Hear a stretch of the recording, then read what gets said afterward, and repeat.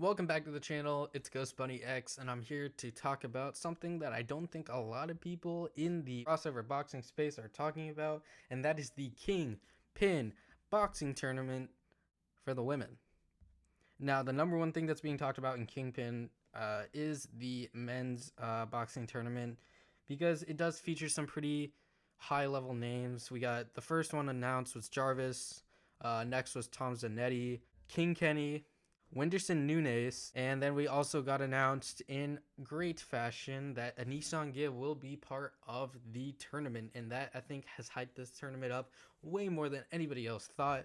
We also have a creator by the name of My Mate Nate, and all of these guys have boxing experience, and I'm pretty excited to see how this all turns out. Now we only had those fighters announced. We have a few more left.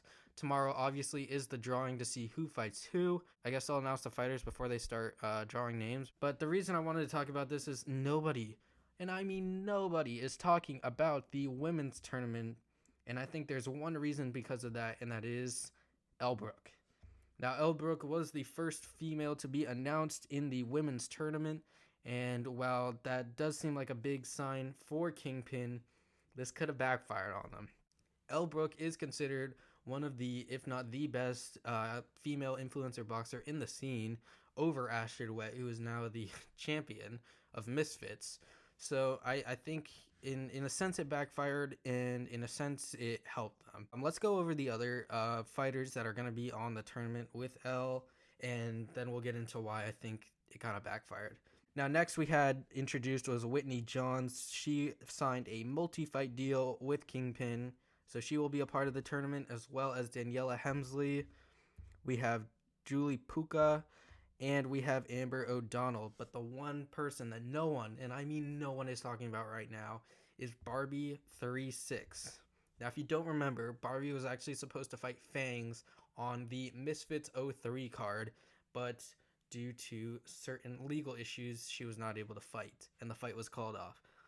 Many fans, including myself, wanted to see this fight because we wanted to see, does Barbie have that fighting power in her, especially with the rumors surrounding the fact that her dad and brother were both MMA fighters. Does that help her? Does that not help her? I don't know. I think it might help her with her striking. Do I think it'll help her overall? I don't know. We'll just have to see. I'd like to say that I do think that I know this is a hot take. I'll take the hot take. I'll take the shit. But I think Barbie has a good chance of taking over this tournament by being a dark horse. I honestly do think she'll be a dark horse in this competition. I think she gives Elle Brook and a lot of these women a lot of problems. She hasn't released a lot of footage of her fighting, and maybe that's a strategic thing. Maybe it's just because she's not good, or maybe she's too good that she didn't want to show. So we'll just have to wait and see. I'm honestly the most excited to see tomorrow who she is being picked to fight in the drawing for the tournament. And the reason I feel that the Elle Brook announcement kind of hurt Kingpin is because you look at her as the top one in the women's division. Who's going to stand up to her? We already got AJ Bunker got taken out by her. We had Faith Ordway taken out by her, and I do believe, while Astrid Wet is a decent fighter in the women's division, I do think Elle Brook takes that win easily.